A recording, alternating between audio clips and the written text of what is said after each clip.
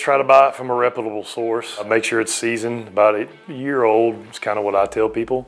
Check the moisture content in it, buy a moisture meter. Ideally 15 to 20% moisture content in wood is kind of what you're after.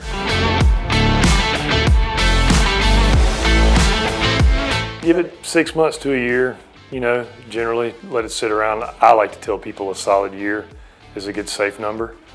Preferably get it split as soon as you can because it will dry a little bit faster once it's split and out of the block.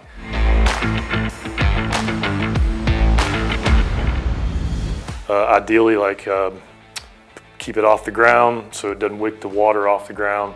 Put a roof directly over the top of it somehow, and that way air can still move through it, so it'll allow it to kind of dry out a little bit quicker. Make sure it's hardwoods too, seasoned hardwood. And I mean, if you do those things, you can't really go wrong.